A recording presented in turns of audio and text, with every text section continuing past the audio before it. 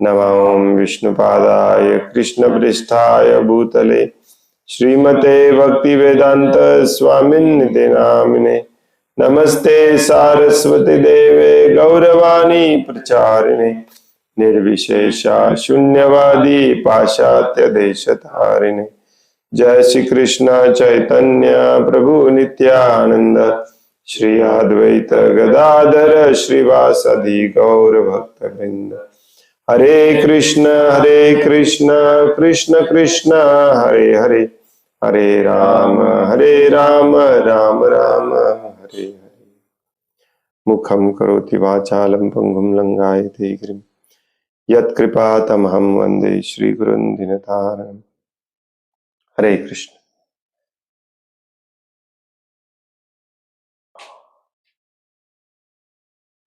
श्रीमद् भागवतम स्कंध 4 अध्याय 11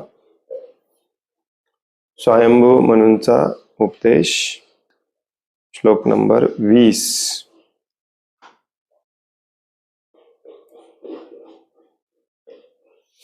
न वै स्वपक्षोऽस्य विपक्ष एव वा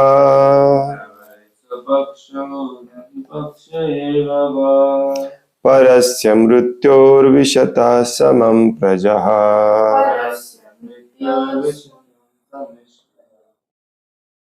तं धावमानमनुधावनन्त्यनीशा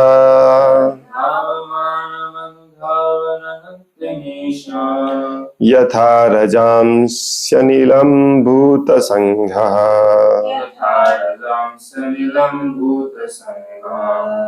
न वै स्वपक्षोऽस्य विपक्ष एव वा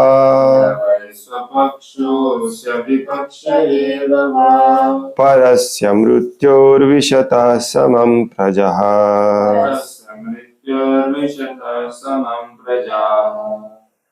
तं धावमानमनुधावनन्त्यनीशा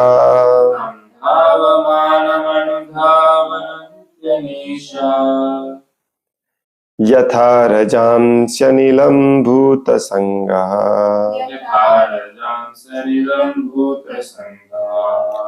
न वै स्वपक्षोऽस्य विपक्ष एव वा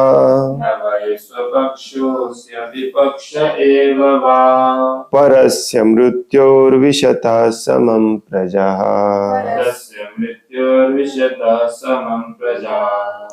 तं धावमानमनुधावनन्त्यनीशा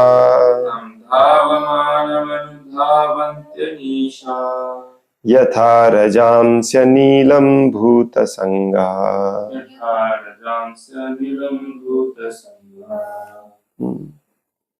न वै स्वपक्षोऽस्य विपक्ष एव वा विपक्ष एव वा परस्य मृत्योर्विशतः समं प्रजा। परस्य मृत्योर्विशतः समं प्रजा। धावमानम् अनुधावन्त्यनीशा अनुधावनन्त्यनीशा यथा रजांस्यनिलं भूतसंघः। यथा रजांस्यनिलं भूतसंगः। न वै स्वपक्षोऽस्य विपक्ष एव वा न वै स्वपक्षोऽस्य विपक्ष एव वा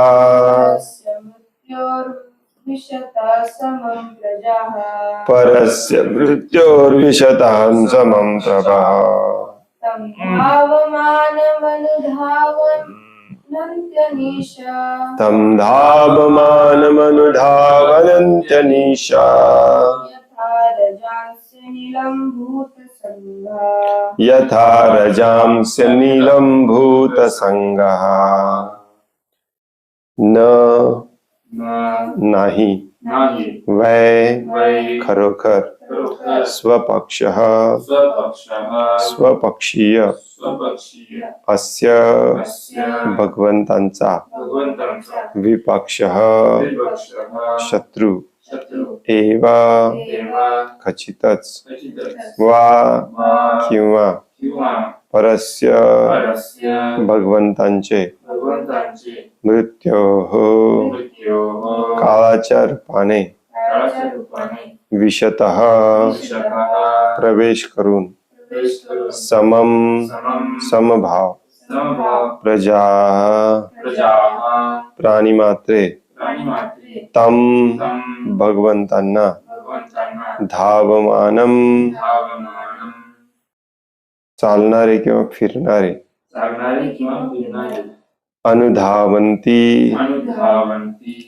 मागून अनुसरण करतात मागून अनुसरण करतात. अनिशः अनिशाः अवलंबून असणारे जीव अवलंबून असणारे जीव यथा यथा ज्याप्रमाणे ज्याप्रमाणे रजांसी रजांसी धुळीचे कण धूळचे कण अनिलम अनिलं वायू वायू भूतसंग भूतसंगाः इतर भौतिक घटक.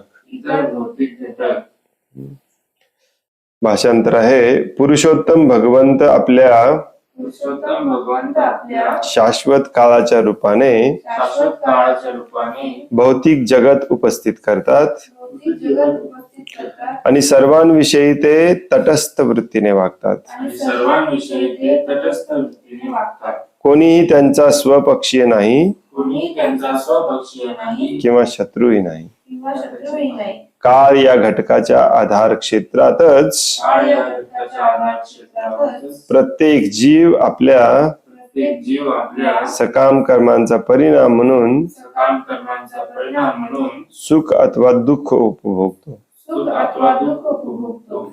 वायू वाहतो तेव्हा धुळीचे सूक्ष्म कण वायू वाहतो तेव्हा धूळचे सूक्ष्म कण आकाशात उडतात. आकाशात उडतात. त्याचप्रमाणे मनुष्य त्याचप्रमाणे मनुष्य स्वतःच्या विशिष्ट सकाम कर्मानुसार स्वतःच्या विशिष्ट सकाम कर्मानुसार भौतिक जीवनामध्ये भौतिक जीवनामध्ये सुख वा दुःख भोगतो. सुख वा दुःख भोगतो.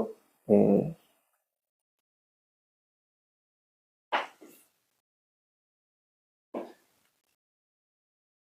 स्वयंभू म्हणून पुढे कंटिन्यू करतात ध्रुव महाराजांना सांगायला. पुरुषोत्तम भगवंत आपल्या शाश्वत काळाच्या रूपाने भौतिक जगात उपस्थित असतात आणि सर्वांविषयी ते तटस्थ वृत्तीने वागतात. कोणीही त्यांचा स्वपक्षीय नाही किंवा शत्रूही नाही.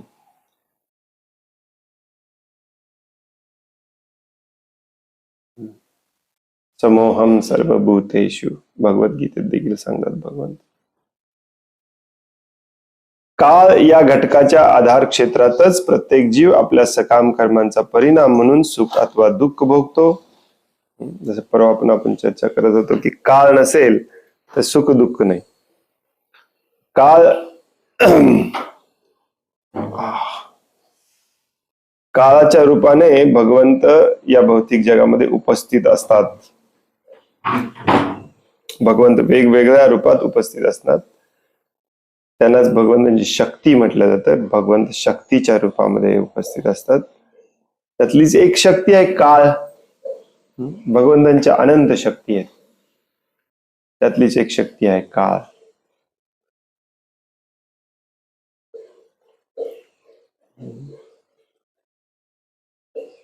वायू वाहतो तेव्हा धुळीचे सूक्ष्म कण आकाशात उडतात. त्याचप्रमाणे मनुष्य स्वतःच्या विशिष्ट सकाम कर्मानुसार भौतिक जीवनामध्ये सुख अथवा दुःख भोगतो. तात्पर्य पुरुषोत्तम भगवान जरी सर्व कारणांचे मूळ कारण असले तरी त्यांच्यावर कोणाच्याही ऐहिक सुखदुःखाचे दायित्व नसते. ते अशा प्रकारचा पक्षपात कधीही करत नाहीत. अल्पबुद्धी लोक भगवंतांवर पक्षपातीपणाचा आरोप करतात आणि असे म्हणतात की अशा पक्षपातीपणामुळेच या जगामध्ये एखादा मनुष्य सुख तर दुसरा दुःख भोगतो. तथापि परंतु वरील श्लोक विशेषत्वाने स्पष्ट करतो की भगवंत कधीच पक्षपात करीत नाहीत.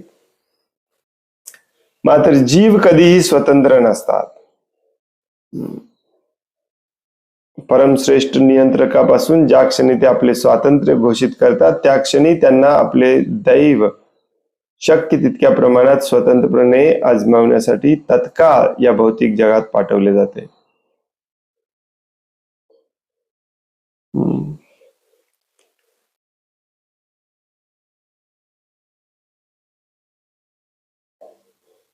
या भौतिक जगामध्ये दुःखच दुःख आहे, जनरली आपण पाहत आहोत. आणि दुःख जो भोगत असतो त्याला जनरली सवय असते दुसऱ्याकडे बोट दाखवायची. आपल्या दुःखाचं कारण आपणच आहोत हे जनरली कोणाला पटत नाही. हो की नाही? मग कुणी नाही भेटला तर मग शेवटी भगवंतांकडे बोट दाखवायचा. भगवंत पक्षपात करतात. बरेच लोक या भौतिक जगामध्ये, विशेष करून जे नास्तिक असतात, ते म्हणतात की देव असेल, आणि देव हा जनरली बऱ्याचशा जवळजवळ सगळ्या संप्रदायामध्ये, समाजामध्ये, वेगवेगळ्या देशांमध्ये, अगदी आदिवासी लोकांमध्ये देखील देवाची कन्सेप्ट आहे. आणि देव हा जनरली सुपर पॉवरफुल मानला जातो. कुठल्याही देवाला ते मानत असतील वेगवेगळ्या पद्धतीने, आणि त्याच्यावरती ते अवलंबून असतात रक्षणासाठी. माझं रक्षण करेल. आदिवासी लोक देखील पूजा करतात. जनरली असं म्हटलं जातं की भगवान जे आहे, देव जो आहे, सृष्टीचा रचयिता जो आहे, सगळ्यांचं पालन पोषण करतो, रक्षण करतो. मग या जगामध्ये जेव्हा नास्तिक लोक दुःख पाहतात तेव्हा त्यांच्या मनात असं येतं की भगवंत असतील आणि ते कृपाळू दयाळू जरी असतील तर मग इतके सारे जीव दुःख का भोगत आहेत?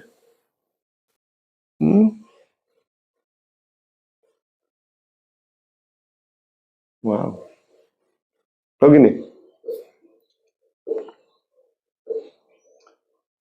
स्पेशली मेजर ऍक्सिडेंट जेव्हा होतो, प्लेन क्रॅश झाला, 200-250 लोक मेले, महामारी, भूकमारी वगैरे असते. आफ्रिकेमध्ये असे बरेच देश आहेत ते बिलकुल खायला देखील मिळत नाही. असे अजूनही देश आहेत जिथे अन्न मिळत नाही म्हणून लोक मरतात.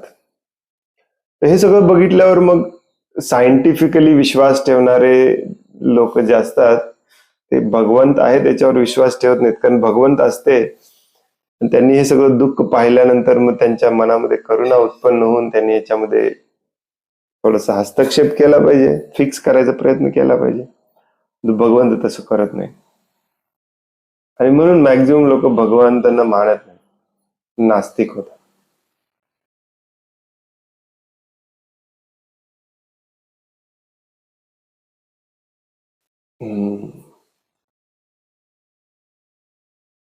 या श्लोकामध्ये याचं गणित समजावून सांगितलेलं आहे की ऍक्च्युली भगवंत कोणाच्याही कर्मामध्ये आणि कर्मफळामध्ये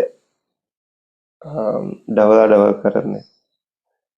जे काही तुम्ही करता त्याचं फळ तुम्हाला मिळतं, बस. आता ज्या प्रमाणात एखादं कर्म केलेलं आहे उग्र प्रमाणात, त्याच उग्र प्रमाणात त्याचं फळ मिळणार. समजावून घ्यायला तसं काही कठीण नाही आहे ऍक्च्युली. आज समाजामध्ये आपण पाहतो की जसं विशेष करून मोठ्या मोठ्या शहरामध्ये लोकांना बरेच वेगवेगळ्या प्रकारचे आजार होतात, ते डॉक्टरांना देखील समजत नाही. कॅन्सर हा सगळ्यात एक नंबरला आहे त्या सगळ्यामध्ये. पण थोडं शांत मनाने जर विचार केला आणि मागचा इतिहास बघितला आपण, तर आपल्या लक्षात येईल की हे आपणच निर्माण केलेलं आहे. भगवंत थोडीच करणार आहे. गाड्या आपण निर्माण केल्या, आपल्या स्वार्थासाठी, लोभासाठी त्या गाड्या विकल्या, पैसे कमवले, त्या पैशाने आयुष्य आराम जिंदगी जगायला मोठे मोठे लोक बघतात, आणि मग सामान्य लोक हे गाड्या घेऊन ट्रॅफिक जाम करतात.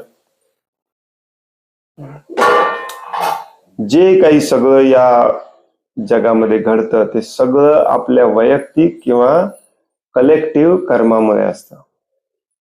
वैयक्तिक कर्म तुमचं वैयक्तिक त्याला फळ मिळतं, कलेक्टिव्ह कर्माला कलेक्टिव्ह फळ मिळतं. कलेक्टिव्ह म्हणजे सगळ्यांनी मिळून एकत्र केलेलं फळ, कर्म.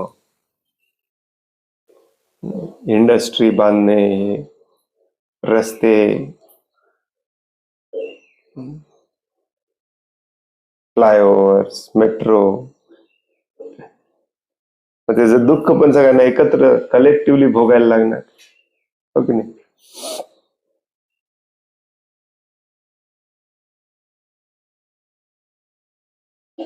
भगवान कोणाच्याही नशिबामध्ये ढवळाढवळ करत नाही.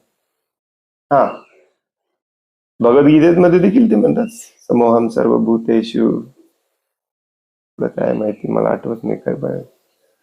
तर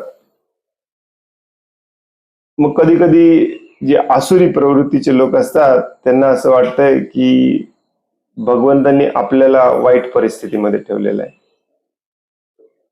देवतांना चांगल्या परिस्थितीमध्ये ठेवलेलं आहे.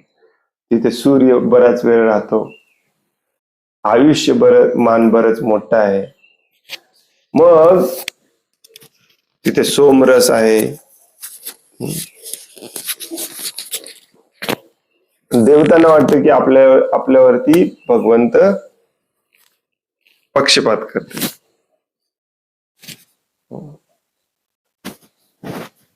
जसं मोहिनी रूपामध्ये भगवंत आले होते, सगळ्या देवतांना वाटलं की भगवंत आपल्याशी पक्षपात करते. असुराला नेहमी असंच वाटत असतं, हेच असुराचं लक्षण असतं. बली महाराज बघा असुराच्या कुळात जन्मलेले, परंतु बली महाराजांना वाटलं नाही. पण त्यांचे गुरु जे होते शुक्राचार्य, ते असुरांचे गुरु होते, त्यांना मात्र वाटलं की विष्णू वामन रूपामध्ये आपल्याला धोका द्यायला आलाय. भगवंत नाही कोणाला धोका देतात, नाही कोणाला मदत करतात. जो कोणी भगवंतांशी प्रेमाचं आदान प्रदान करतो त्याच्याशी प्रेमाचं आदान प्रदान करतात, आणि जितक्या प्रमाणात करतो, ज्या पद्धतीने करतो त्या प्रमाणात आणि त्या पद्धतीने करतात, बस. कोणाशीही पक्षपात करत नाही.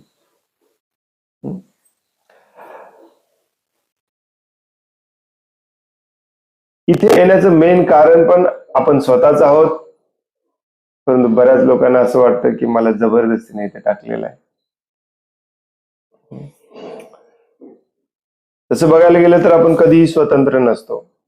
भगवंत पक्षपात पण करत नाहीत, परंतु आपल्याला स्वतंत्र पण सोडत नाही. जसं आई वडील आपल्या मुलांशी कधीच पक्षपात करत नाहीत, एक चांगला मुलगा आणि एक वाईट मुलगा, परंतु सगळ्यांवरती नजर ठेवून असतात, स्वातंत्र्य पण तेवढं देत नाहीत. मग अशा परमश्रेष्ठ नियंत्रकापासून जो कंट्रोल करतोय सगळ्या जीवांना, पूर्ण स्वातंत्र्य नाही आहे आपल्याला, कंट्रोल मध्ये आहोत आपण. ज्या क्षणी ते आपले स्वातंत्र्य घोषित करतात त्या क्षणी ते आपल्याला आपला स्वातंत्र्यपणा आजमावण्यासाठी या भौतिक जगात पाठवलं जातं. ऍक्च्युअली आपण स्वतंत्र नाही आहे, स्वतंत्र होऊही शकत नाही, कारण आपण एखाद्या गोष्टीचा अंश आहोत. त्या गोष्टीची चिकटूनच राहावं लागतं. अंश जो असतो तो पूर्णाचे नियम त्याला पाळावे लागतात, परंतु अंश सेपरेट व्हायचा प्रयत्न करत असेल तर मग तो दुःख भोगतो. त्याप्रमाणे आपण जेव्हा स्वातंत्र्य आपलं घोषित केलं, मला तुमच्याशी काही संबंध नाही, माझं मी एकटा सुख भोगणार आहे, माझं मी एकटा जगू शकतो, स्वामी होऊ शकतो, मग हे भौतिक जग निर्माण केलं आणि इथं आपल्याला पाठवलं. प्रभुपाद तिथे म्हणतात, तितक्या प्रमाणात स्वतंत्रपणे आपलं दैव आजमावण्यासाठी त्याला भौतिक जगामध्ये पाठवलं जातं. जेवढी तुमची इच्छा आहे ना त्या प्रमाणात त्या प्रकारचं शरीर दिलं जातं, आणि हे भौतिक जग एक इल्युजरी, मोहक भ्रामक जग तुमच्यासाठी निर्माण केलंय, जिथे तुम्ही ट्राय करू शकता की तुम्ही स्वतंत्र आहात की नाही. हे कोणामुळे घडतंय? सगळं आपल्या इच्छेमुळे घडतंय. आणि मग इथे आल्यानंतर अनंत जन्म वेगवेगळे शरीर बदलत राहतो आपण, ते देखील आपल्याच इच्छेने घडतं. आणि त्या अनंत शरीरामध्ये अनंत वेदना भोगाव्या लागतात, ते देखील आपल्याच इच्छेने आपल्याच कर्मामुळे होतं. भगवंत कोणाशी काही करत नाही. दिशाभूल झालेल्या या जीवांसाठी जेव्हा प्राकृतिक जगताचे सृजन केले जाते तेव्हा ते स्वतःचे कर्म किंवा सकाम कर्म निर्माण करतात आणि कालतत्वाचा लाभ घेऊन त्यायोगे स्वतःचे सद्भाग्य आणि दुर्भाग्यही निर्माण करतात. दिशाभूल झालेल्या जीवांसाठी जेव्हा या प्राकृतिक जगताचे सृजन केले जाते, या प्राकृतिक जगताचं सृजन म्हणजे निर्मिती ही आपल्यासाठीच केलेली आहे. भगवंतांच्या मनात आलं असतं तर आपल्याला संपवून टाकलं असतं, हे वाईट वागणार आहे त्यांना फिनिश करून टाका. परंतु आपली इच्छा पण पूर्ण करण्यासाठी आणि ती इच्छा किती भ्रामक आहे हे दाखवून, हे पटवून शेवटी परत बोलवून घेण्यासाठी हे भौतिक जग निर्माण केलं भगवंतांनी. आणि मग या भौतिक जगामध्ये येऊन जीव काळाच्या प्रभावाखाली कर्म निर्माण करतो. कर्माला कर्माचं फळ मिळतं. त्या कर्माच्या फळाचा भोग घेत असताना अजून 4 कर्म होतात, त्याचे अजून 4 कर्माचे फळ मिळतात आणि या साखळीमध्ये जीव अडकतो. इंटरेस्टिंगली इथे प्रभुपाद इंग्लिशमध्ये आहे की नाही माहिती नाही, परंतु मराठीमध्ये तरी ते दिलेलं आहे की ते स्वतःचे कर्म निर्माण करतात. ते कर्माच्या कंसात लिहिलं आहे किंवा सकाम कर्म निर्माण करतात. ऑफकोर्स पाप कर्म देखील निर्माण करतात, परंतु सकाम कर्माला जनरली कर्म म्हटलं जातं आणि सकाम कर्म करणाऱ्याला जनरली कर्मी म्हटलं जातं. सकाम कर्मी किंवा कर्मी. काल मी त्याच्यावरच काम करत होतो.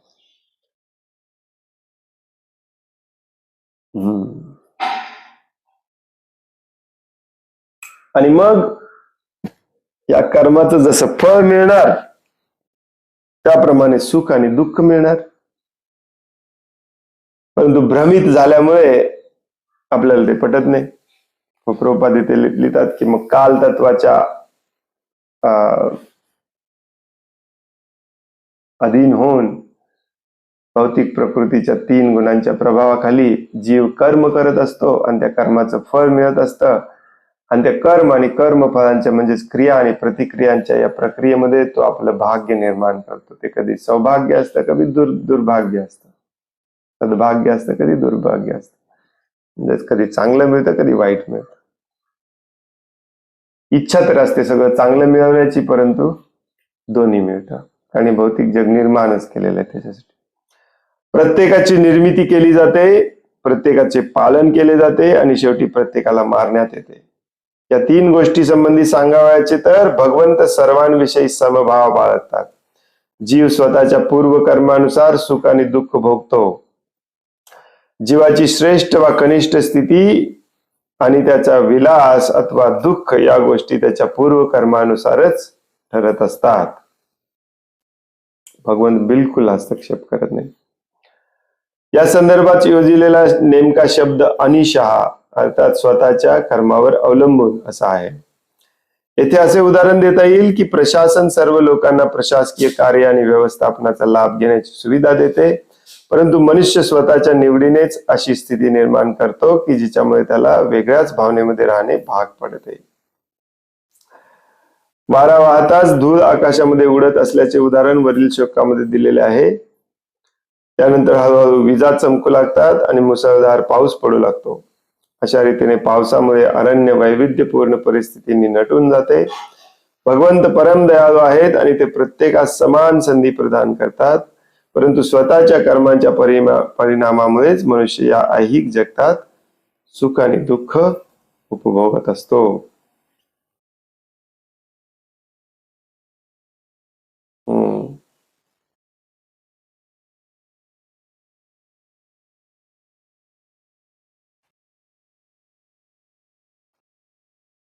प्रभुपाद खूप छान उदाहरण देतात तिथे. प्रशासन सर्व लोकांना प्रशासकीय कार्य आणि व्यवस्थापनाचा लाभ घेण्याची सुविधा देतो, परंतु मनुष्य स्वतःच्या निवडीनेच अशी स्थिती निर्माण करतो की जिच्यामुळे त्याला वेगळ्याच भावनेमध्ये राहणे भाग पडते.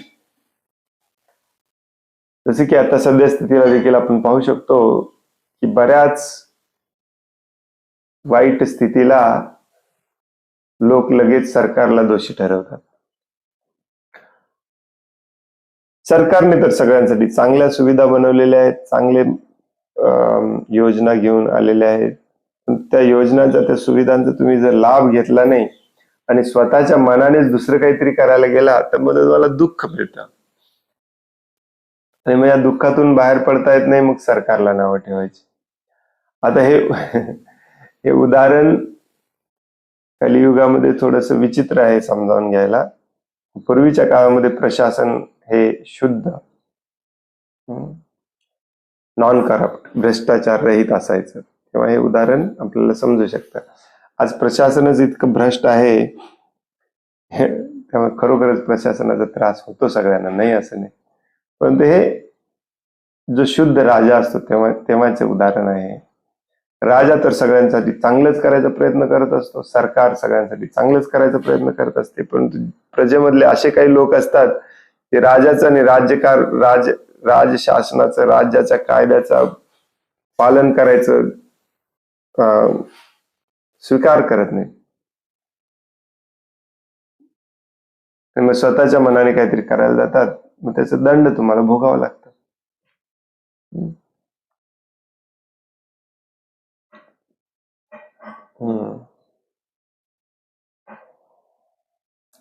पुढच्या श्लोकात म्हणतात स्वयंभुव म्हणून, आयुषोपचयम जंतोस तथैवोपचयम विभू, उभाभ्याम रहित स्वस्थो दुस्थस्य विदधात्यसौ. पुरुषोत्तम भगवान श्री विष्णू सर्व शक्तिमान आहेत आणि ते प्रत्येक मनुष्याला त्याच्या सकाम कर्मांचे फळ प्रदान करतात. म्हणून एखाद्या जीवाची आयु मर्यादा अत्यल्प तर दुसऱ्याची अतिशय प्रदीर्घ असली तरी भगवंत नित्य आपल्या दिव्य स्तरावर स्थित असतात आणि त्यांच्या आयुष्यामध्ये वृद्धी व घट होण्याचा प्रश्नच उद्भवत नाही. हे सगळं जीवाला भोगावं लागतं, भगवंतांना हे नियम लागू पडत नाही. दोन्ही श्लोकामध्ये म्हटलेलं आहे सकाम कर्माचं फळ प्रदान केलं जातं. सकाम कर्म म्हणजे ज्या कामामध्ये फळाची अपेक्षा करून केलेलं काम असतं त्याला सकाम कर्म म्हणतात. कामाची अपेक्षा ठेवून केलेलं काम. मग भगवंतच कर्माचं फळ देतात, परंतु चुकीचं देत नाही. ज्यानं जसं कर्म केलंय तसंच देतात. मग जबाबदार कोण? कर्म करणारा की कर्माचं फळ देणारा?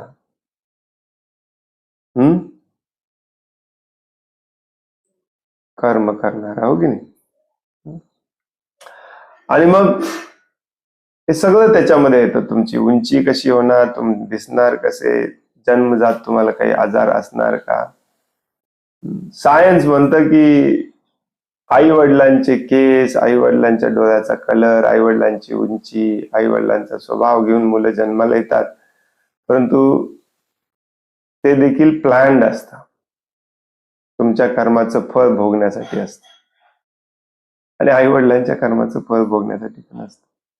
मग काहींना, आता या श्लोकामध्ये म्हटलेलं आहे की काहींना खूप वर्ष जगायची परवानगी दिली जाते, काहींना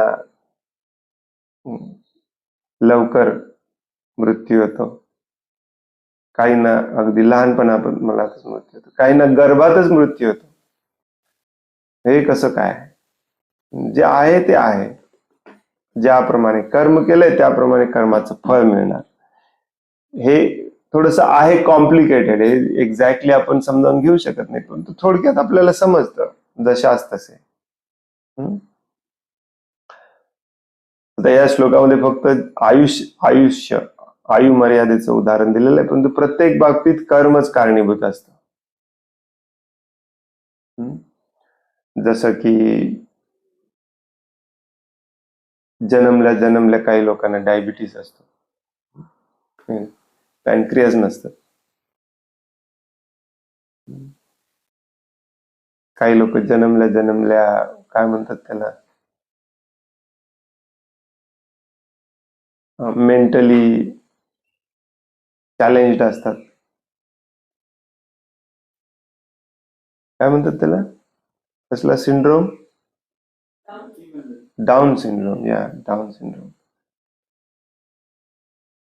US मध्ये मला आठवतं ऍक्च्युली शास्त्रज्ञांनी जन्माच्या पूर्वी हा जन्मल्यावर हा मतिमंद असणार की नाही हे शोधून काढायची टेक्निक पण शोधून काढलेत. 95% करेक्ट पण निघतं ते.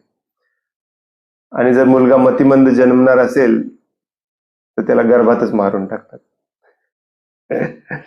मनुष्य इतका क्रूर प्राणी आहे. हे सगळं आपल्या कर्माच्या गणिताने ठरवलं जातं. हे सगळं आपल्या कर्मामुळेच घडत असतं. परंतु सगळ्यात महत्वाचा मुद्दा इथे सांगितलाय ते म्हणजे भगवंतांवर नाही कर्म आहे ना कर्माचं फळ आहे, नाही भगवंतांचं आयुष्य कमी होतं ना जास्त होतं, नाही भगवंतांवर त्या सृष्टीचा काळाचा 3 गुणांचा कुठल्याही प्रकारे प्रभाव पडतो. काळ 3 गुण ही सृष्टी प्रकृती माया ही सगळी भगवंतांची शक्ती आहे. जो शक्तिमान आहे तो त्याच्या कंट्रोलमध्ये शक्ती असते, त्यामुळे हे सगळं भगवंतांवर परिणाम करणार नाही.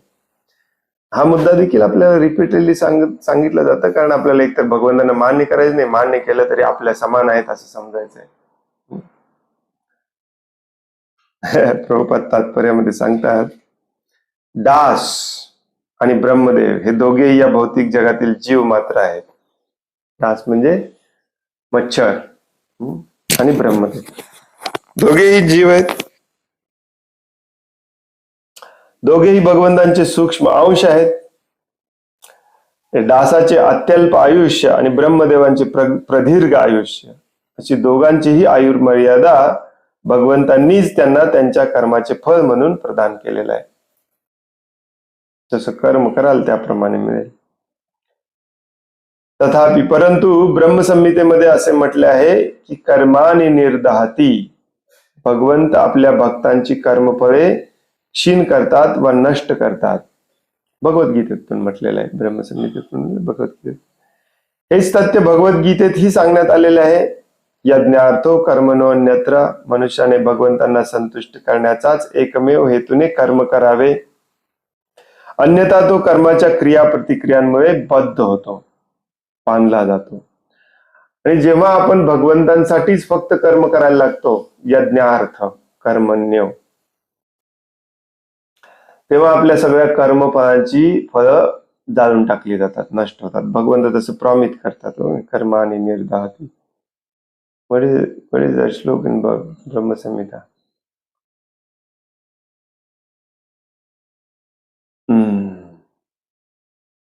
This is one of the rare ones.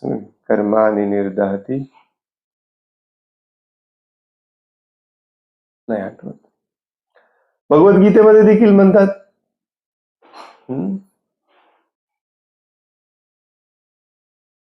अहम त्वम सर्व पापेभ्यो मोक्षायिषामि मा शुचा. मी तुझ्या सर्व पापांची काळजी घेतो, तू काळजी करू नको. तर मनुष्याने भगवंतांना संतुष्ट करण्याचाच एकमेव हेतूने कर्म करावे, अन्यथा तो कर्माच्या क्रिया प्रतिक्रियांमुळे बद्ध होतो, बांधला जातो. कर्माच्या नियमामुळे जीव शाश्वत काळाच्या अधिकाराखाली संपूर्ण ब्रह्मांडात भ्रमण करतो आणि तो कधी दास तर कधी ब्रह्मदेव होतो.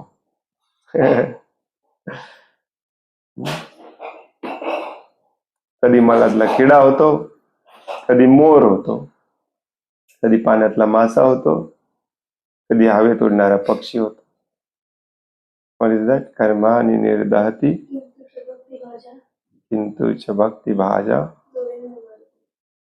Oh, how does it start? Huh?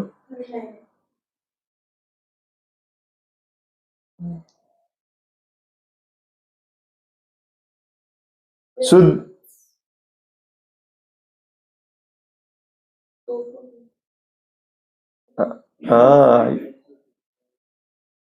it's very interesting श्लोक. Show me.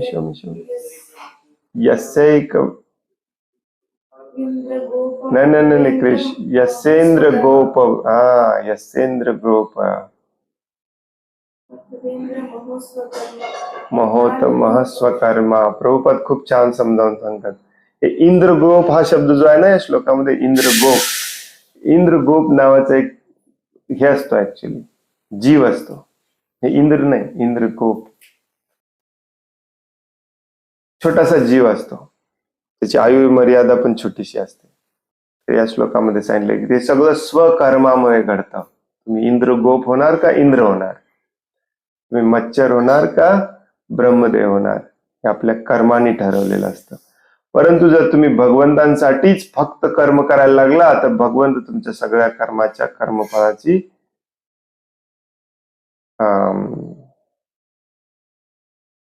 जाळून खाक करतात. कर्माने निर्दहती, कर्मफळ जाळून टाकतात. ब्रह्मसंहितेतला कितवा श्लोक आहे हा? 3रा, 27वा. तर सुज्ञ मनुष्यासाठी हे कार्य मुळीच फलदायी नाही. जो बुद्धिमान आहे, ज्याच्या हे लक्षात आलं, ज्याला हे शिकवलं, त्याला हे पटलं, तो विचार करतो की हे तर डेंजरस काम आहे. कर्म करायचं, कर्मफळामध्ये अडकायचं, कर्म करायचं, कर्मफळामध्ये अडकायचं, कर्म करायचं, कर्मफळामध्ये अडकायचं, आणि वेगवेगळ्या प्रकारच्या शरीरामध्ये पुन्हा जन्म घ्यायचं, पुन्हा मरायचं, दुःख भोगायचं. हे डेंजरस काम आहे, याच्यातून बाहेर पडलं पाहिजे. म्हणून त्याला सुज्ञ म्हटलेलं आहे, शहाणा माणूस. भगवद्गीतेच्या 9व्या अध्यायाच्या 25व्या श्लोकामध्ये सांगितलेलं आहे की आपल्या सर्वांना एक सूचना देण्यात आलेला आहे. यांती देवव्रता देवान, देवतांची उपासना करण्याच्या अधीन असलेले लोक देवतांच्या ग्रहलोकी जातात, आणि पितरांची उपासना करण्याच्या आहारी गेलेले लोक पितृलोकी जातात. यांती देवव्रता देवान पितृन यांती पितृव्रता, आणि माझी उपासना करणारे माझ्याकडे येतात, भगवंत म्हणतात त्या श्लोकामध्ये. तर भौतिक कार्य करण्याकडे कल असलेले लोक भौतिक जगातच राहतात, तथापि भक्तिमय सेवा करणारे लोक भगवंतांच्या धामात प्रविष्ट होतात. इंद्र, चंद्र, सूर्य, ब्रह्म यांची जर पूजा केली तुम्ही, तर त्या ग्रह लोकावरती तुम्हाला जन्म मिळतो, परंतु फायदा काहीच नाही. कारण त्या ग्रह लोकावरती कदाचित आयुष्य मोठं असेल, दुःख कमी असेल, परंतु पुनरावृत्ती कोणाला चुकलेली नाही. पुनरावृत्ती ही होतच राहणार. पुनरावृत्ती म्हणजे पुन्हा जन्म, पुन्हा मृत्यू होतच राहणार. परंतु भक्तिमय सेवा करणारे लोक भगवंतांच्या धामात प्रविष्ट होतात. भगवत धामात जन्म नाही, मृत्यू नाही, तसेच कर्माच्या नियमानुसार प्राप्त होणाऱ्या विविध प्रकारच्या जीव योनी देखील नाही. तिथे काळच नाही. काळ नसला की सुख दुःखाचा संबंधच नाही. ते जन्म नाही, तिने मृत्यू नाही, आणि कर्म केलं म्हणून घाबरायचं कारण नाही. या कर्मामुळे हे फळ मिळतं, त्या कर्मामुळे ते फळ मिळतं. कारण तिथे सगळेच फक्त आणि फक्त भगवंतांची सेवा करतात. जे भगवद्गीतेत सांगितलंय, कर्मण्य यज्ञार्थ कर्मण्य, यज्ञ म्हणून कर्म करतात. भगवत धामात जन्म नाही, मृत्यू नाही. तसंच कर्माच्या नियमानुसार विविध प्रकारचे शरीर प्राप्त करणे पण नाही. भक्तिमय सेवा करून स्वतःच्या घरी अर्थात भगवंतांच्या धामी परत जाणे, यातच जीवाचे सर्वोत्तम हित आहे. श्रील भक्ती विनोद ठाकूर उपदेश देतात की प्रिय मित्र, भौतिक प्रकृतीच्या काळरूपी लाटा तुला वाहत नेत आहेत. तू भगवंतांचा शाश्वत सेवक आहेस हे जाणून घेण्याचा कृपया प्रयत्न कर. त्यानंतर सर्व काही थांबेल आणि तू सनातन काळासाठी सुखी होशील.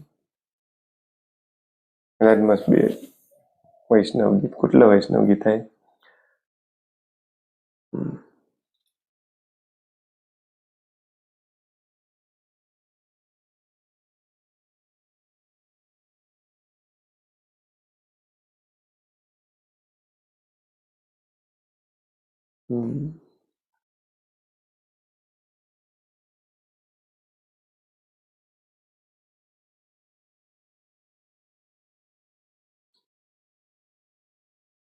किती वाजले? 6:49.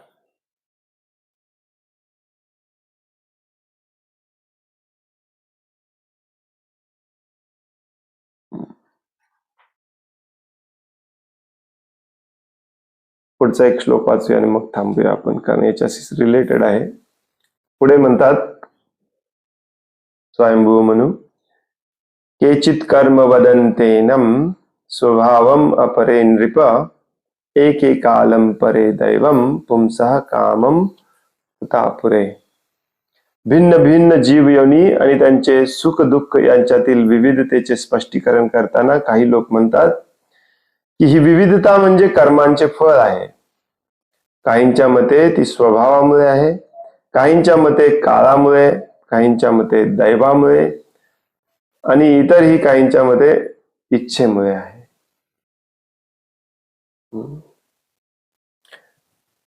थोडक्यात तुम्ही काही म्हणा, तुमचं दैव म्हणा, काळ म्हणा,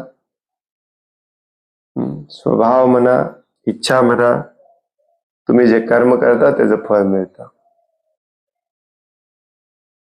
तात्पर्य श्रील प्रभुपाद म्हणतात, मीमांसक, नास्तिकवादी, ज्योतिषी, भोगवादी आणि मानसिक तर्क करणाऱ्यांचे इतर अनेक प्रकार, असे तत्वज्ञानांचे अनेक वर्ग आहेत. तत्वज्ञानी लोकांना जनरली तर्कवितर्क करायची खूप सवय असते. मीमांसक म्हणजे सगळं शोधून काढणारे. नास्तिकवादी, भगवंतांवर विश्वास नसणारे. ज्योतिषी, भविष्यात काय होणार याची चिंता करणारे, शोधून काढणारे. भोगवादी, उपभोग घेणारे. चंगळवादी, मानसिक तर्क करणारे. असे तत्वज्ञानांचे अनेक प्रकार आहेत. मात्र वास्तविक निष्कर्ष असा आहे की केवळ आपले कर्मच आपल्याला या भौतिक जगामध्ये विविध योनींमध्ये बांधून टाकते. तुम्ही कुठल्याही पद्धतीने अभ्यास करा, कुठल्याही पद्धतीने निष्कर्ष काढा.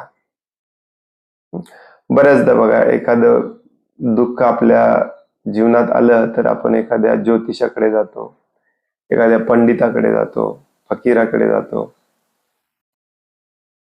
कोणीच तुम्हाला हे सांगत नाही की तुम्हाला तुमचे दुःख जे आहे ते तुमच्या कर्माचं फळ आहे.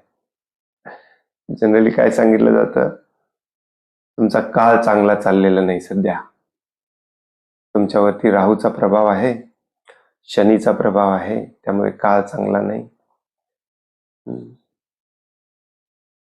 काल सर्प दोष आहे, यज्ञ करावा लागेल, हे करावं लागेल, ते करावं लागेल.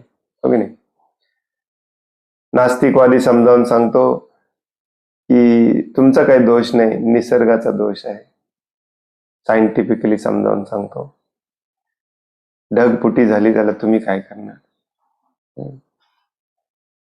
भोगवादी वेगळंच कारण सांगतो, तुमची इच्छा होती. हे वेगवेगळ्या पद्धतीने वेगवेगळे सांगतात. परंतु सत्य काय आहे, आपण जे कर्म करतो त्या कर्माचं फळ मिळतं. विविध प्रकारच्या योनी कशा निर्माण झाल्या याचे स्पष्टीकरण वेदांमध्ये केलेले आहे. जीवांच्या इच्छेमुळेच त्या निर्माण झालेल्या आहेत. जीव म्हणजे निर्जीव दगड नव्हे, त्याला विविध प्रकारच्या इच्छा अथवा कामना आहेत. वेद म्हणतात कामोकर्षित. जीव अग्नीच्या ठिणग्यांप्रमाणेच मूलतः भगवंतांचे सूक्ष्म अंश आहेत, परंतु भौतिक प्रकृतीवर प्रभुत्व गाजवण्याच्या कामनेने आकर्षित झाल्यामुळे ते या प्रकृतीमध्ये पडलेले आहेत. ही वस्तुस्थिती आहे.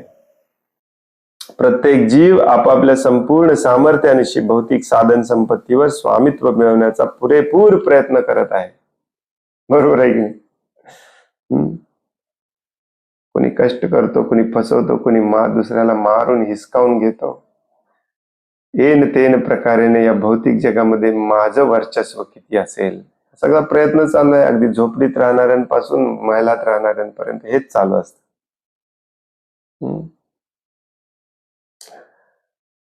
मग या प्रक्रियेमध्ये तुम्ही जे कराल त्याचं फळ तुम्हाला भोगावं लागतं. भगवंत कोणाशी पक्षपात करत नाही. जीवाच्या काम अर्थात इच्छेचा विनाश करता येत नाही. समाजातील काही तत्वज्ञानी म्हणतात की मनुष्याने जर आपल्या इच्छांचा त्याग केला तर तो पुन्हा मुक्त होतो. नाही, शून्य होता येत नाही. तथापि इच्छेचा त्याग करणे मुळीच शक्य नाही, कारण इच्छा हे जीवाचे लक्षण आहे.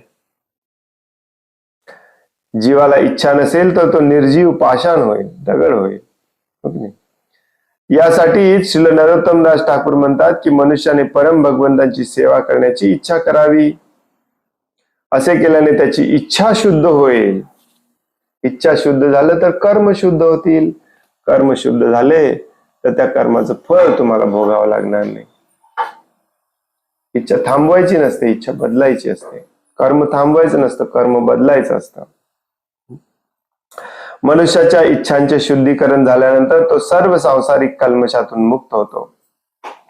निष्कर्ष असा की प्राण्यांचे वैविध्य आणि त्यांचे सुख दुःख याविषयी निरनिराळ्या तत्वज्ञानाने दिलेले स्पष्टीकरण सर्वतः अपूर्ण आणि चुकीचे आहेत, इन्क्लुडिंग डार्विन. हे सगळे जीव कसे निर्माण होतात, का दुःख भोगत आहेत, वेगवेगळ्या पद्धतीने वेगवेगळे लोक समजावून सांगतात, परंतु मेन कारण एकच आहे, तुमची इच्छा आणि त्या इच्छेप्रमाणे केलेलं कर्म.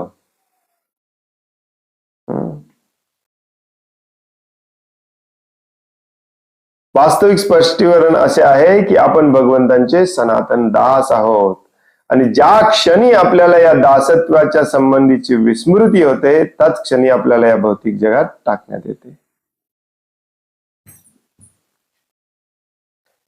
भगवंतांचे दास आहोत, भगवंतांचे सेवक आहोत, भगवंतांवरती प्रेम करणे, भगवंतांची सेवा करणे एकमेव कर्तव्य आहे आपलं. एका क्षणासाठी जर तुम्हाला वाटलं की नाही मला आनंद पाहिजे वेगळ्या पद्धतीने सेपरेट भगवंतांना, त्याच का करायचं बघा, इच्छेतून द्वेष पण निर्माण होतो. दोन्ही एकाच नाण्याचे बाजू असतात, इच्छा आणि द्वेष. प्रभुपाद सांगतात ज्या क्षणी आपल्याला याची विस्मृती होते त्या क्षणी आपल्याला भौतिक जगात टाकण्यात येते. आता इंटरनेटवरती भक्तांमध्ये विशेष करून वैष्णवांमध्येच भांडण चालू आहे की जीव हा भगवत धामातून इथे पडला की अनंत काळापासून इथेच आहे, कारण तो गेल्यानंतर परत कधी येत नाही, शास्त्रात सांगितलंय. परंतु शास्त्रामध्ये रिपीटेडली सांगितलंय, प्रभुपाद देखील रिपीटेडली सांगतात की त्याला इथे टाकलंय, त्याला इथे आता या वाक्यात पण म्हटलंय ना, त्याला या जगात टाकण्यात येते. या जगात टाकलं म्हणजे या जगात टाकण्यापूर्वी कुठे होता? भगवत धामात होता. काहीतरी आगाऊपणा केला, बंडखोरी केली म्हणून इथे टाकलं. त्यामुळे जीव कधी भगवत धामात नव्हताच, तो कायमचा इथाच होता. हे तत्वज्ञान जे आहे, हे सिद्धांत जे आहे ते पूर्णपणे चुकीचे आहे. आणि येथे म्हणजे इथे या जगात टाकल्यानंतर आणि येथे आपण निरनिराळी कर्मे करतो आणि त्यांचे फळ म्हणून सुख अथवा क्लेश भोगतो.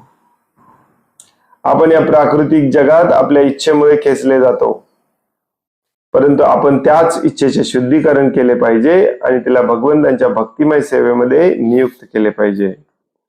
तरच या विश्वामध्ये विविध रूपे आणि परिस्थिती यातून भ्रमण करणारी आपली जी व्याधी आहे नष्ट होईल.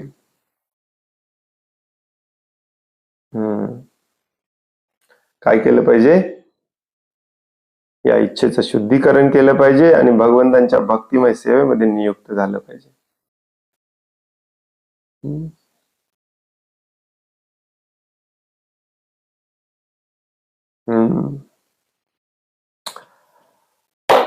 हरे कृष्ण. Everybody sleepy.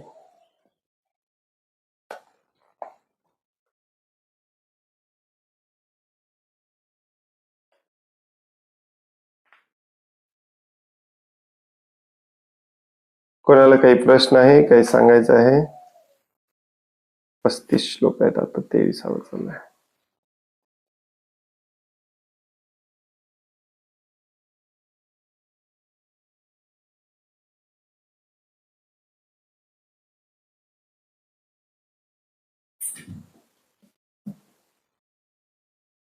हे जरी बेसिक वाटत असलं ना तरी लक्षपूर्वक याचं वाचन श्रवण केलं पाहिजे, आणि हेच विसरतो आपण, म्हणूनच भगवंतांची सेवा करावीशी वाटत नाही, भक्तीमध्ये प्रगती करावीशी वाटत नाही.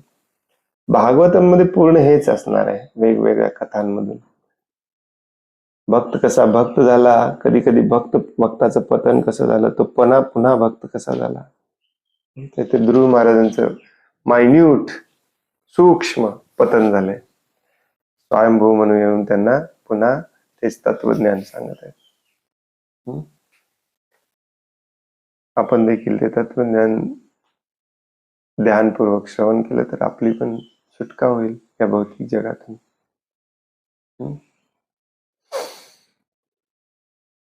हरे कृष्ण.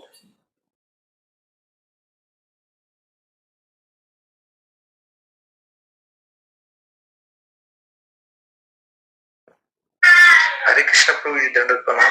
हरे कृष्ण, दंडवत प्रणाम.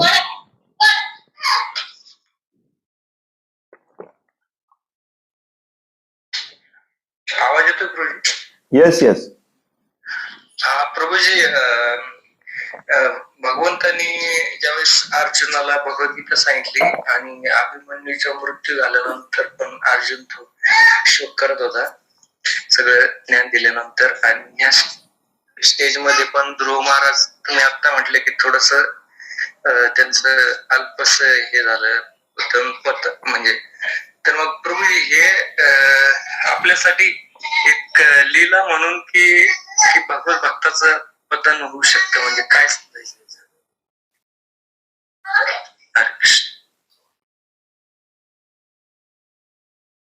जसं परवा देखील आपण चर्चा करत होतो की पतन होऊ शकतं.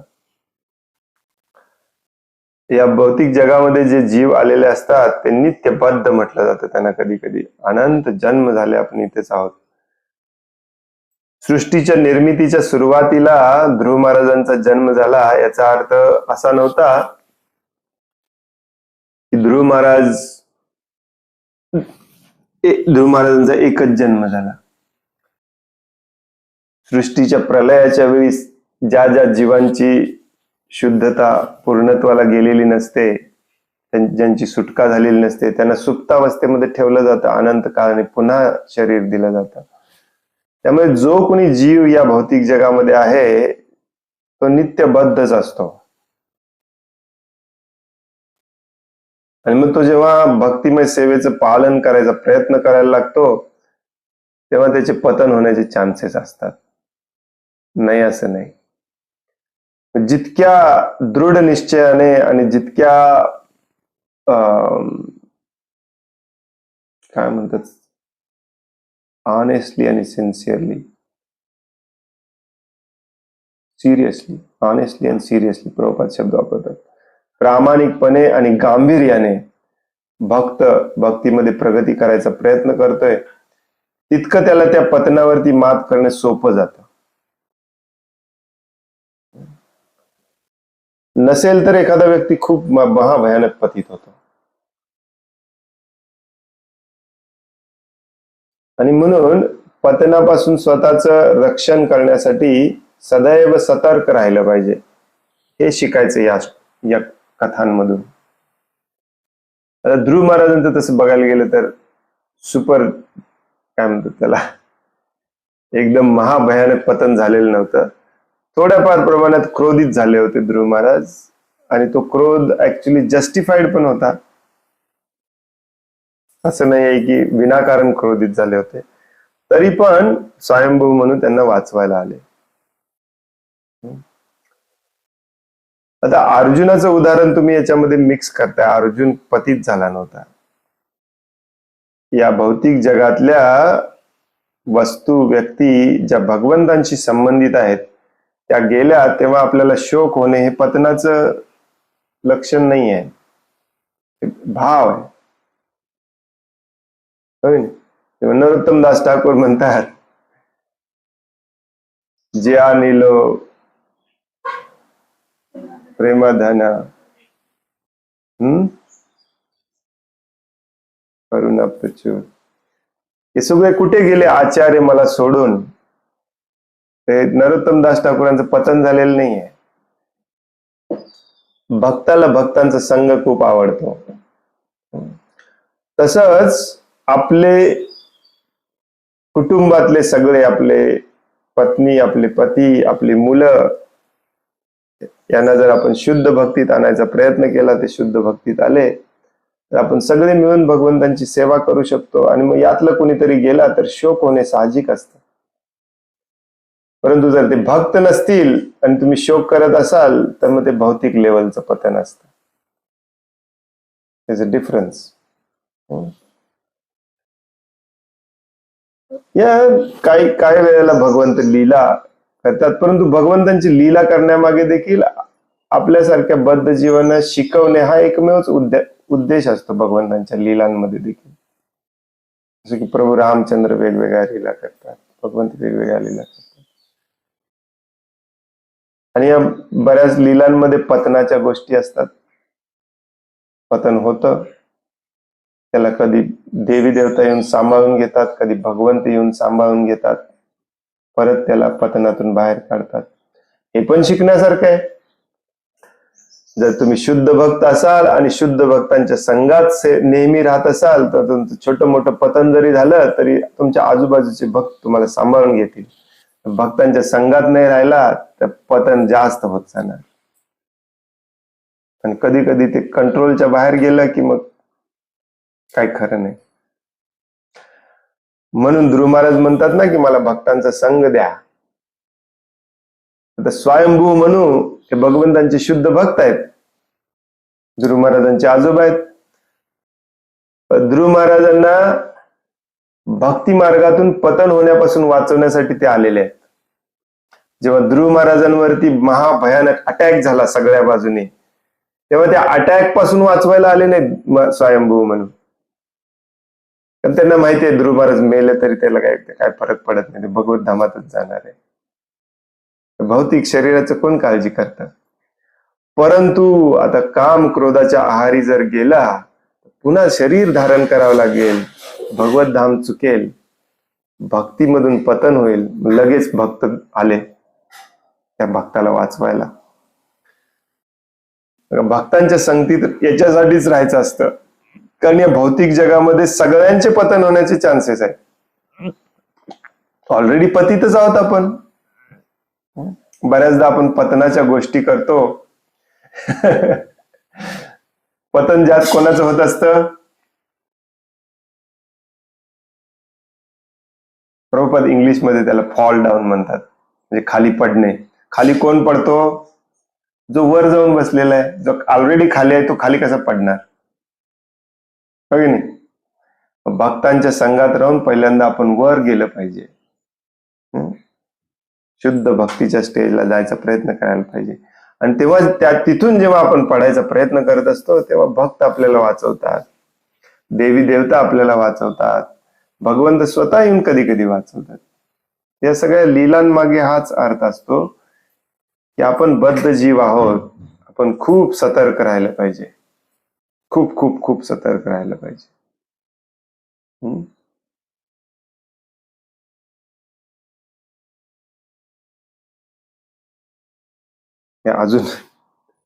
अजून खूप मोठा आहे 4था अध्याय. परंतु 5व्या अध्यायामध्ये भरत महाराजांची जी कथा आहे, जेव्हा ते जड भरत म्हणून जन्माला येतात, तेव्हा इतके सतर्क असतात, कारण एकदा झटका बसलेला असतो पतनाचा. महाभयानक सतर्क असतात. काही झालं तरी आता बिलकुल पतन होऊ द्यायचं नाही.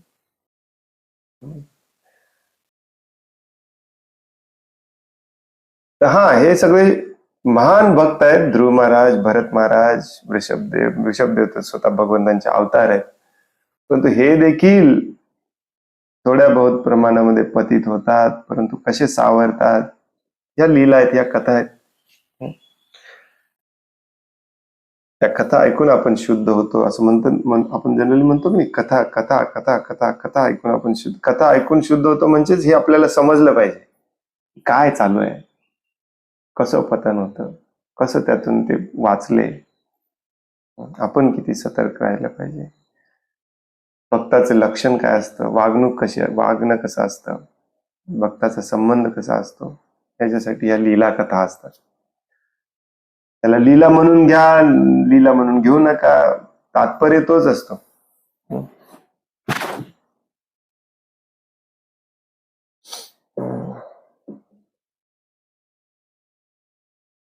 हरे कृष्ण. धन्यवाद प्रभूजी. प्रभूजी ह्या श्लोकावर मी एकदा एका मंदिरामध्ये ऐकलं होतं क्लास, तर ते भक्त याच्यावर बोलत होते आणि त्यांनी असा शब्द वापरला की ध्रुव महाराजाचं पतन झालं. तर सगळ्या भक्तांनी त्यांना म्हणजे कॉन्ट्रोवर्सी तयार झाली होती की भगवत साक्षात्कार झालेल्या व्यक्तीचं पतन कधी होऊ शकत नाही, तुम्ही चुकीचं बोलताय. आणि मग त्यांना खूप त्या गोष्टीचा मनस्ताप आणि खूप हे झालं होतं. तर मग म्हणजे असं समज आहे की फक्त आपण काही विधिविधानाचं पालन केलं आणि प्रसाद खाल्ला, जप केला, तर आपण परफेक्ट आपलं तिकीट फिक्स झालेलं आहे भगवंताचं, अशा समजात बरेचसे भक्त आहेत. त्यामुळे त्यांना अलर्ट राहायचं नाही की भगवत साक्षात्कार होऊन पण पतन होऊ शकते, ही गोष्ट ते मान्य करत नाही.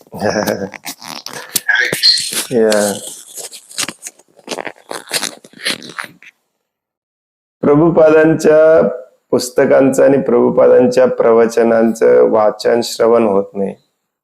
सगळ्यात मोठा प्रॉब्लेम हा आहे, सगळ्यात मोठा प्रॉब्लेम. कारण प्रभुपाद कधी कधी आपल्या प्रवचनांमध्ये ब्रह्माजींना नाव ठेवतात, शिवजींना नाव ठेवतात. ऐकायला आश्चर्य, अंगावर काटा येईल तुमच्या. शिवजींना कोण नाव ठेवू शकतो?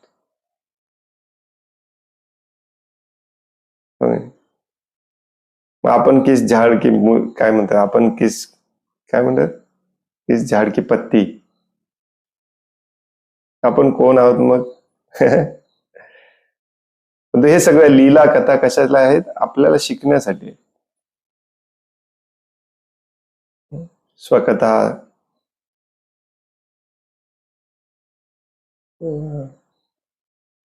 कृष्ण पुण्यश्रवण कीर्तन. पुढे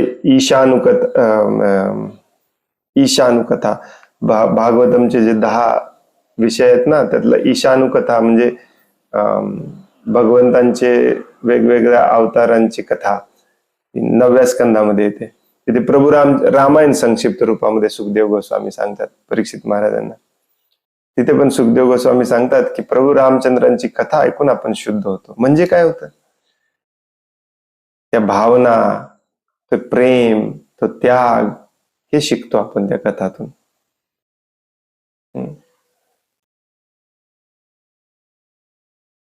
सीता मातेला नाव ठेवतात श्रीला प्रभुपाद कधी कधी. प्रभुपाद म्हणतात बघा, बाईचा स्वभाव नडला सीता मातेला. ऑफकोर्स ते आपल्याला शिकवण्यासाठी केलेलं आहे, तरी पण आपल्याला आपण त्यातून शिकलं पाहिजे. असं नाही आहे की भगवंतांनी डोक्यावर हात ठेवला झालं तुमचं, तुम्ही झाला शुद्ध, कसंही वागा मग उद्यापासून, असं नसतं.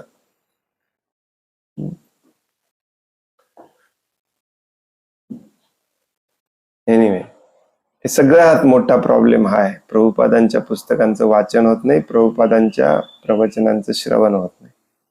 सगळ्यात मोठा प्रॉब्लेम. यालाच गुरु शिष्य परंपरा खंडित होणे म्हणतात. प्रभुपाद काय बोलले? जे भक्ती सिद्धांत सरस्वती ठाकूर बोलले तेच बोलले. परंतु प्रभुपाद जे बोलले ते आता आपण बोलत नाही, म्हणजे गुरु शिष्य परंपरा तुटली, तोडायचा प्रयत्न चालू आहे. ज्यांना गुरु शिष्य परंपरेत चिटकून राहायचं आहे त्यांनी दीक्षा नाही घ्यायची, त्यांनी प्रभुपादांची पुस्तकं सिरियसली वाचायची, प्रभुपादांचे लेक्चर सिरियसली ऐकायचे. मग तुम्ही गुरु शिष्य परंपरेमध्ये चिटकून राहता. लोकांना वाटतं दीक्षा घेतल्यामुळे आपण साखळीत अडकलो, गुरु शिष्य परंपरेच्या साखळीत आपण आता ऍड झालो. असं थोडीच ऍड होतं.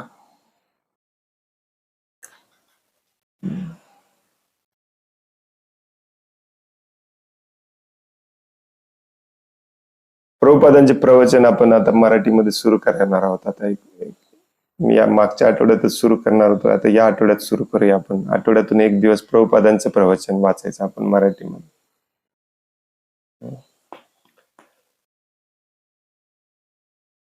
त्याच्याशिवाय आपली शुद्धता होणार नाही. हरे कृष्ण. खूप खूप धन्यवाद. वांछा कल्पतरो भयश्च कृपा सिंधुभ्य एव च पतितानां पावनेभ्यो वैष्णवेभ्यो नमो नमः. अनंत कोटि वैष्णव वृंद की जय. वैष्णव ठाकुर शिल प्रभुपाद की जय. ग्रंथराज श्रीमद् भागवतम की जय. हरे कृष्ण. धन्यवाद. हरे कृष्ण प्रभु जी.